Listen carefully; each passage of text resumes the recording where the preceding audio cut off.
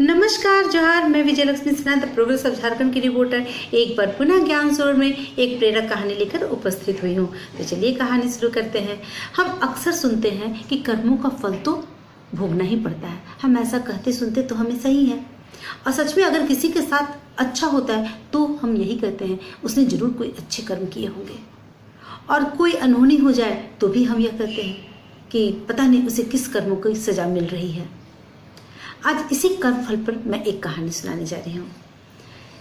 एक बार एक राजा अपने दरबार में ब्राह्मणों को खाने पर आमंत्रित करते हैं। जैसा कि किसी को आमंत्रित करने पर, खाने पर आमंत्रित करने पर रसोई में खाने बनता है, रसोईया खाना बना रहा होता है। लेकिन उसी समय एक बाज अपने मुंह में एक जहरीला सांप को लपेटकर जा रहा था। तभी वह जो सांप था वह अपने बचाव में अपने फन को निकालकर कुछ बूंद विष के गिराता है, जो कि सीधे जाके जहां पे रसोईया खाना बना रहा था उस बर्तन में जाके गिर जाता है। इन सभी बातों से हर कोई अनजान था। राजा अनजान था, रसोईया अनजान था, ब्राह्मण अनजान था। खाना परोसा जाता है। ब्राह्मण जैसे खाते हैं उनकी मृत्यु हो जाती है, क्योंकि वह विषैला खाना था। अब इस कर्म का फल किसको मिले, इसके लिए धर्मराज बहुत संकट में पड़ जाते हैं, क्योंकि राजा ने तो बहुत साफ मन से सबको खाने पे बुलाया था, उनकी कोई गलती नहीं है। रसोईया बहुत अच्छे से खाना बना रहा था। ब्राह्मण भी नहीं जानते थे कि हमारे साथ ऐसा होगा, वे भी अपना खाना खा रहे थे। और जो बाज सांप को लेके जा रहा था, बाज भी अपना आहार लेके जा रहा था, सांप उसका आहार था।